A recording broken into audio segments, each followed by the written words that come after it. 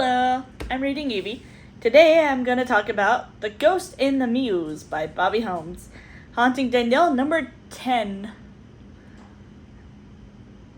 Almost there. Not really, but almost. Perhaps Danielle's first clue should have been Hillary's muse is male. It's a weird beginning of a plot. He brings with him restless spirits and murders to solve, if Danielle dares. She has already been warned to stay away. I feel like these plots are just getting shorter and shorter. The plot line, at least. Anyways, into the notes. Hillary passed away, seemingly from a heart attack. Well, it wasn't seemingly. I think it was. She's been in like 3 books so far. It was weird. Doesn't seem like she'll be in any more, though. Heather snapped and told Brian that she sees ghosts, which of course he did not believe and thought she was crazy. She's had a hard day, because she saw... What did she snap about? Oh, because she saw Hillary's spirit, who Hillary decided at that moment she needs to go to the beach. And so she saw her, didn't realize she was dead, and then told, the cops afterwards, basically, that she saw her, and then it turns out that she was supposed to have been dead by then. So basically led to her having a little breakdown there. The Chief and Brian are talking about Steve, who was also dead now, Steve's affair, and if they should or shouldn't tell the wife about it. I say ask Danny to see how she feels, because she would know. Danny's vote is don't tell her, because she's like, well, what's the point? It's only going to hurt her more. Antoine, the Muse, murdered a woman named Melissa 11 years ago. Her husband, Baron, is friends with Steve and his wife, Beverly. Small world. And we met Baron whenever he came and comforted Beverly after Steve's death, so I wonder if Baron is the killer. He was suspicious. Steve had an allergic reaction to shellfish and couldn't find his EpiPen. Suspicious. And he got tamales from Baron. Wow, Baron is full of himself. He's at Danny's door and going on and on about how women tend to like older men and how she didn't have a dad, then thought, I'll be your daddy, little girl. Sorry. Then said she wasn't fat, but she could lose a little weight. And then started talking about how she could afford a breast job too. A boob job. I don't know why I said that. But because her boobs weren't nearly big enough. Yeah, he's, I think, about Steve's age, and Steve was not that old, but I think maybe in his 50s or something like that. Antoine was investigating Baron and somehow fell in love with Baron's wife. Baron is now missing, although it's been less than 24 hours. So Baron was involved in sketchy stuff with his business, and so Antoine was in charge of investigating them. I don't think he was a police officer. I think maybe a private investigator or something like that, or an auditor. One of those two. He was trying to show Hillary what happened to find out if he killed Melissa or not, and then wandered around and found other murders happening. So it was kind of like a Walt thing. He wasn't sure what happened to his death. He didn't think he had hurt Melissa. But given the circumstances of what he saw, he was like, I probably did. I'll tell you what happens in a minute. Oh, just kidding. Right now, Baron did shoot Antoine along with two other men was with him. We never really learned who.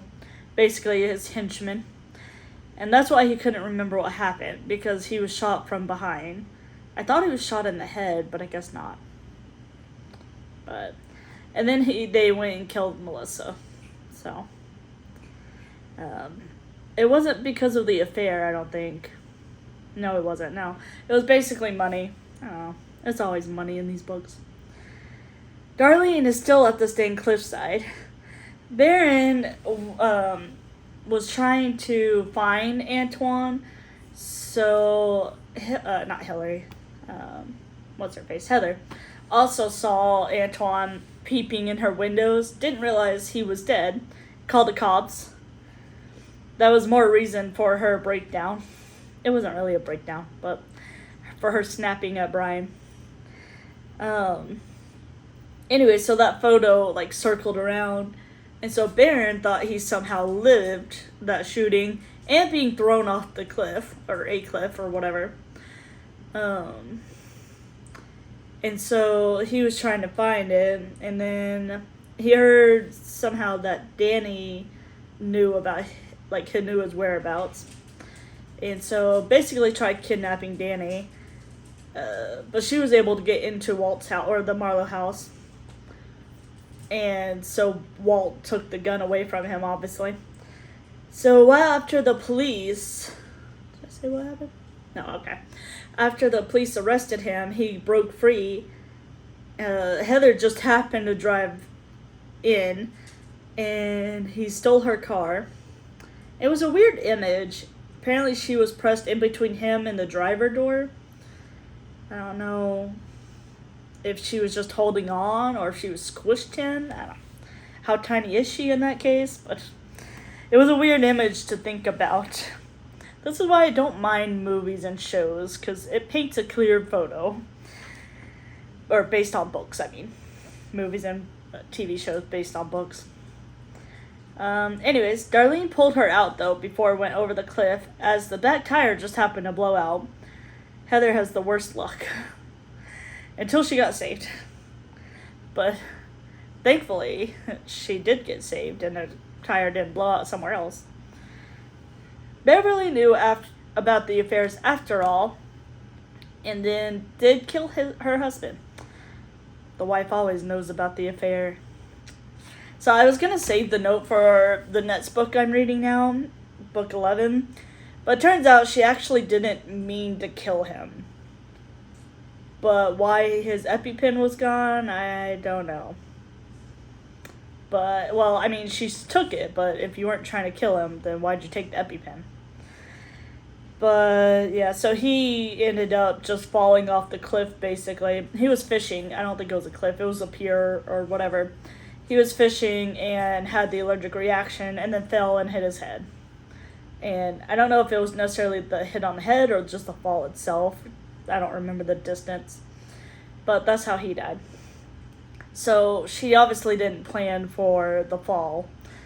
But, yeah, she was angry at the affair. So apparently he got around.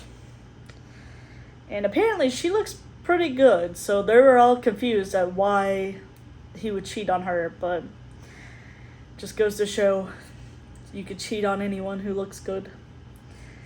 Anyways, cheater's gonna cheat, I guess. But that was it. So let me know what you thought, if you liked The Ghost in the Muse. If you felt bad for the Muse. Poor guy was struggling for 11 years to remember what happened. But did maybe put light on other murders. I don't know. It depends on if they let somebody know. Anyways, so I'm on book 11 now. I have 5.5 hours left on the audiobook, so hopefully next week I will have another recording. Bye.